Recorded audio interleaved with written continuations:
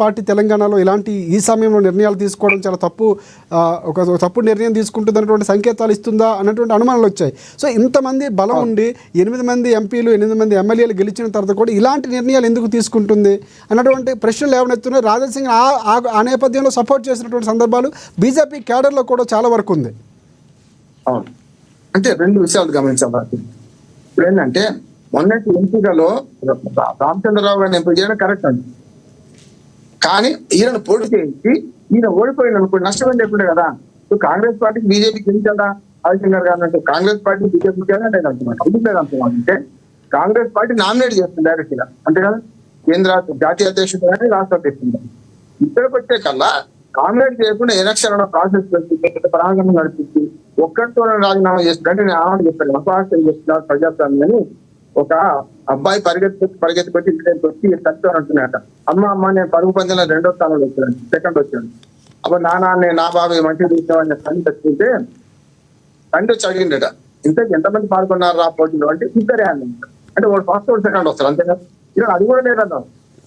BJP ఏమైందంటే 2 లేవు ఇక్కడ. ఓటింగ్ ఒక్కడితో చేయిస్తారు, నామినేషన్ చేయిస్తారు, డిక్లేర్ చేస్తారు. ఇంకేమున్నది కాంగ్రెస్ పార్టీ బీజేపీ చేర్చడం ఉంది ఇక్కడ. కానీ నేనేమంటున్నాను అంటే ఒకవేళ నిజంగా నేను ఆలోచించి చేస్తా అంటే నామినేషన్ చేయించి ఆయన ఖచ్చితంగా ఓడిపోతుంది. నామినేషన్ వేస్తే గెలిచే పరిస్థితి లేదు. రామచంద్రరావా లేకుంటే రామచంద్రరావు గారే గెలిచేవాడు. ఎందుకంటే పార్టీ అధిష్టాన వర్గం కొంచెం మొగ్గు రామచంద్రరావు ఉన్నా కానీ పోయేది కదా.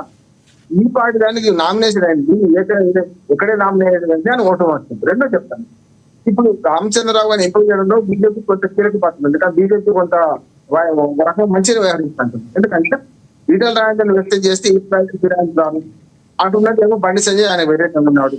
బీసీని ఎవరు చేసినా అది ఇంకో సమస్య వస్తుంది. నెంబర్ 1. రెండోది మన బీసీ అరుణం చేస్తే ఒక రెడ్డిని ఇచ్చి ఇంకో రెడ్డిని పెట్టే పేరు వస్తుండే. ఇంకొక మాట చెప్తాను. మూడోది ఏంటంటే రఘునందరావు గారు దానికి వాళ్ళు తీసుకున్నా కూడా మళ్ళీ ఇంకో రకం అంటే ఎంపీ ఉన్న పదవులు ఉన్న వాళ్ళకి ఎంపీగా ఉన్నవాడికి పల పదవులు ఇవ్వాలన్నా సమస్య వస్తుంది. కనుక ఇవన్నీ బాగా ఆలోచించి మొదటి నుంచి 40 ఏళ్ళ నుంచి అది విశ్వని పరిస్థితి కావచ్చు, అంతకుముందు కావచ్చు, వీటన్నిటిలో ఉన్న తమ పక్కన బండి పక్క కార్యకర్తలు ఎంపిక అది తప్పు కాదు. కానీ ఆయన పోటీగా నిలబడిస్తే రాయసింగ్ వాళ్ళ రాజీనామా పడగాలంటున్నాను. రాయసింగ్ ఒక అవకాశం ఇచ్చి నేను రాష్ట్ర స్థాయి పదవి కూడా పోటీ పడతా అనే నమ్మకాన్ని కనిపిస్తే వాళ్ళు ఓట్లేసారు, మేము ఏం చేస్తామని తప్పించుకునే వీలు ఉంటుండే. రాజాసింగ్ బొమ్మల లేక పొగపెట్టడమే కాకుండా ఆయన నామినేషన్ చేస్తా అంటే ఆటంకపరిచిండ్రు వద్దన్నారు అనే ఆరోపణలు చేస్తూనే ఆయన రాజీనామా చేస్తుంది. దాన్ని ఆమోదించి ఇప్పుడు పార్టీ చేస్తుందంటే కొద్ది రోజుల తర్వాత మళ్ళీ రాజసింగ్ ఇద్దరు కలుపుతారు. సమస్య కాదు, పార్టీకి ఆయనకు విభేదాలు లేవు, పార్టీ సిద్ధాంతానికి విభేదాలు లేవు, పార్టీలో ఉన్న వ్యక్తుల పట్ల విభేదం పట్ల వ్యతిరేకత ఉంది కనుక దాన్ని బట్టే రాజసింగ్ వ్యవహారం ఉంది. రేపు మళ్ళీ బీజేపీలో రాజసింగ్ ఉంటాడు. కేవలం పార్టీని సస్పెండ్ మాత్రం ఉప ఎన్నిక రాదు. నా అనుభవంతో చెప్తున్నాను, ఉప ఎన్నిక రాదు. ఆ ఇండిపెండెంట్ సభ్యులు కొనసాగుతాడు. బీజేపీ దాన్ని కూర్చోడు. సభ్యులు ఆయన ఉండదు, వేరే ఇస్తాడు ఇస్తారు. అప్పుడు ఏం కాదు. రైట్, ఒకసారి మన కాంగ్రెస్ పార్టీ వర్షం తెలుసుకుందాం. టీపీసీసీ అధికార ప్రతినిధి డాక్టర్ శివకుమార్ లాల్ గారు ఉన్నారు. శివకుమార్ లాల్ గారు నమస్తే అండి. ఎస్ సార్, ప్రధానంగా అంటే రాజా సింగ్ గురించి మనం గతంలో చాలా సందర్భాల్లో మీరు బీజేపీ గెస్ట్ ఎవరు వచ్చినా కూడా మాట్లాడేవారు. సో ఊహించని రీతిలో ఒక రకంగా రాజీనామాను ఆమోదించారా అన్నటువంటి ప్రశ్నలు వస్తున్నాయి. మీరేమంటారు? ఎక్స్పెక్ట్ చేస్తారా నిజంగానే ఆమోదిస్తారు, లేదంటే 4 రోజుల్లో మళ్ళీ చేర్చుకుంటారు, చర్చలు జరుపుతారేమో అనుకున్నారు. కానీ ఆమోదించడం ఒక రకంగా షాకింగ్ న్యూస్ అని చెప్పుకోవచ్చు.